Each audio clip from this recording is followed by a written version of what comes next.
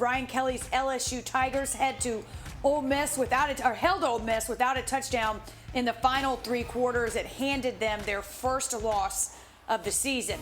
So with that, we'll show you the SEC teams ranked in the top 25, presented by Goodyear. The SEC has 6 teams within the top 25, with LSU moving to 18 after being unranked last week. Ole Miss still ranks 3 spots above them, despite the loss to them, with Georgia staying in the top spot in the nation. Listen, I think you got to tip your hat, Greg. What do you make of the resurgence, at least so far, from LSU?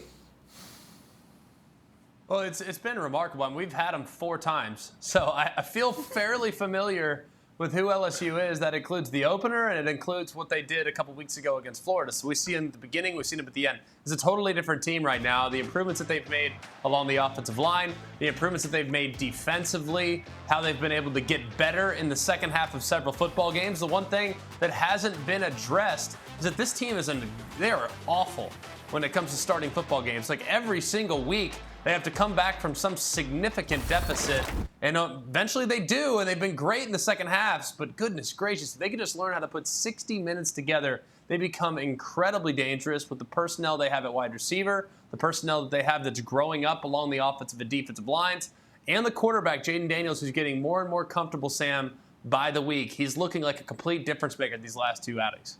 He is. Over the last 2 games, he's put up 11 total touchdowns. That's rushing and passing, and one position, right, at quarterback. Now, mind you, the week before in the loss against Tennessee, he only scored 1 touchdown. They lost that game 40-13. Yet back-to-back weeks, they're scoring 45 points. And oh, by the way, they were down early last week against Ole Miss. They were down, and then in the second quarter by 2 scores. Then they outscored Ole Miss 42-3. They went on a 42-3 run. What that tells me is that Jaden Daniels has more control of this offense. That means he's more confident, more willing to call his own number. We saw that play at the goal line on the zone read where he made the DB miss and ran into the end zone. For me, that gets me excited about this LSU offense. Now, I understand in 2 weeks you got Alabama. That will be the real test. But at least now you know you have a coach in Brian Kelly who knows how to win, and you have the talent that's playing up to their potential.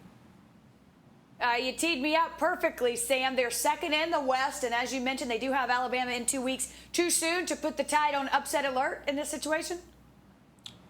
I would say it's too soon. I don't think the Tide should be on upset alert, and I don't think that LSU right now is ready to beat Alabama, partly because of the way Alabama lost a few weeks ago. We saw what they did to Mississippi State. I don't think they want to lose like they lost to Tennessee. And so then you go to comparing the teams they're playing. Tennessee's offense, to me, is more potent at quarterback, at receiver, than what you have at LSU. And so I think with that small difference in the skill positions, LSU versus Tennessee, I don't know if Alabama will be able to be upset like they were before.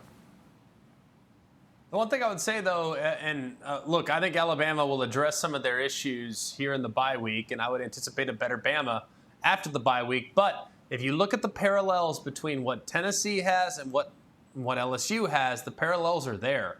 Excellent receiving core, quarterback that is dual threat in nature, that can hurt you with his legs, but is getting better and better and better throwing the football. They have a solid group along the defensive line that can create some pressures, and create negative plays. So I think the parallel, and by the way, super hostile environments. Tennessee and LSU both are going to put forth a very difficult place for Bama to play. So the parallels are very real when looking at that matchup between Bama and LSU here in a couple weeks.